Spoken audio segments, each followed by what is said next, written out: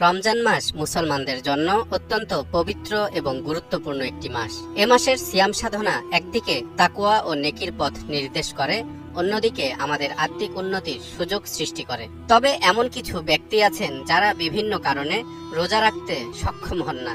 আজকের ভিডিওতে আমরা আলোচনা করব কাদের জন্য রমজানের ফরজ রোজা না রাখার অনুমতি আছে এবং কিভাবে ইসলাম এই বিষয়ে পরিপূর্ণ সহানুভূতি প্রকাশ করেছে।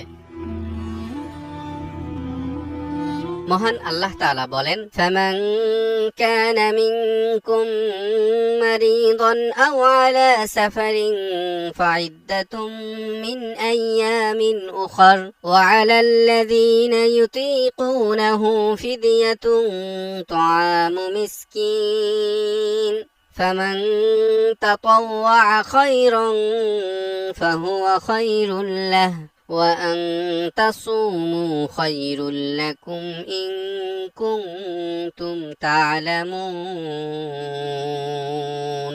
অতঃপর তোমাদের মধ্যে যে অসুস্থ থাকবে অথবা সফরে থাকবে তার পক্ষে অন্য সময়ে সে রোজা পূরণ করে নিতে হবে। আর এটি যাদের জন্য অত্যন্ত কষ্টদায়ক হয় তারা এর পরিবর্তে একজন মিসকিনকে খাদ্য দান করবে। যে ব্যক্তি খুশির সাথে সৎকর্ম করে তা তার জন্য কল্যাণকর হয়। আর যদি রোজা রাখো তবে তোমাদের জন্য বিশেষ কল্যাণকর, যদি তোমরা তা বুঝতে পারো। এই আয়াত থেকে যাদের ফরজ রোজা না রাখার অনুমতির কথা জানা যায়, এক, মুসাফিরের জন্য সফরের হালতে রোজা না রাখার সুযোগ রয়েছে, তবে অস্বাভাবিক কষ্ট না হলে রোজা রাখাই উত্তম।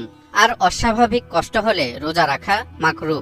এ অবস্থায় রোজা না রেখে পরে তা কাজা করবে। বিখ্যাত তাবেঈ আসিম রাহমাতুল্লাহ আলাইহি বলেন, সাহাবী হযরত আনাস রাদিয়াল্লাহু তাআলা আনহুকে সফরকালে রোজা রাখার বিষয়ে জিজ্ঞাসা করা হলে তিনি বললেন, যে রোজা রাখবে না সে অবকাশ গ্রহণ করলো, আর যে রোজা রাখলো সে উত্তম কাজ করলো। ভ্রমণরত অবস্থায় রোজা রাখা শুরু করলে তা আর ভাঙ্গা জায়েজ নয়। কেউ ভেঙে ফেললে গুনাহগার হবে, তবে কাফারা আসবে না, শুধু কাজাই যথেষ্ট।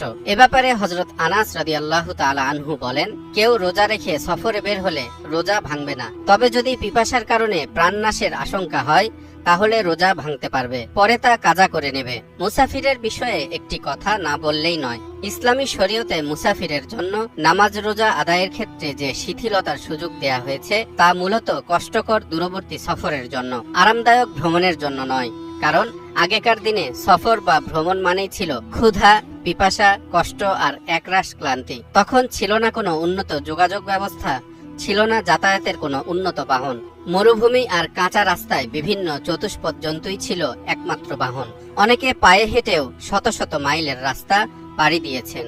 কাজেই বর্তমান আধুনিক বিশ্বে উন্নত যানবাহনে চড়ে কাছে কিংবা দূরে ভ্রমণ করা তেমন কষ্টসাধ্য নয়। সে কারণে বর্তমানে ভ্রমণ অবস্থায় রোজা রাখাও অতটা কষ্টকর নয়। দুই, অসুস্থ ব্যক্তি। রোজার কারণে যে রোগ বৃদ্ধি পায় বা রোগ দীর্ঘায়িত হওয়ার প্রবল আশঙ্কা থাকে সে রোগে রোজা না রাখার সুযোগ আছে। এক্ষেত্রে আশঙ্কা যদি সুস্পষ্ট হয় তাহলে তো কথা নেই, অন্যথায় একজন অভিজ্ঞ ও দিনদার চিকিৎসকের মতামতের প্রয়োজন হবে। তিন, গর্ভবতী। রোজা রাখার কারণে গর্ভবতী মহিলা নিজের কিংবা সন্তানের প্রাণহানি বা মারাত্মক স্বাস্থ্যহানির প্রবল আশঙ্কা করলে তার জন্য রোজা ভাঙা জায়েজ, পরে এ রোজা কাজা করে নেবে। চার, দুগ্ধ দানকারিনী মা রোজা রাখলে যদি সন্তান দুধ না পায় আর ওই সন্তান অন্য কোনো খাবারেও অভ্যস্ত না হয়, ফলে দুধ না পাওয়ার কারণে সন্তানের মৃত্যু অথবা মারাত্মক স্বাস্থ্যহানির আশঙ্কা হয়, তাহলে তিনি রোজা ভাঙতে পারবেন এবং পরে কাজা করে নেবেন। হাদিস শরীফে ইরশাদ হয়েছে,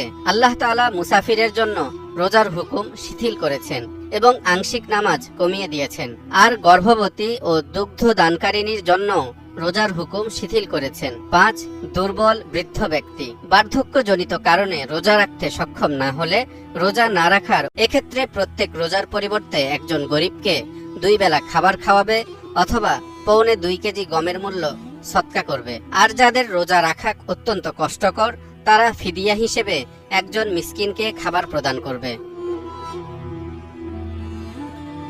মহান আল্লাহ তাআলা শরীয়তের বিধান অনুযায়ী আমাদেরকে আমল করার তৌফিক দান করুন।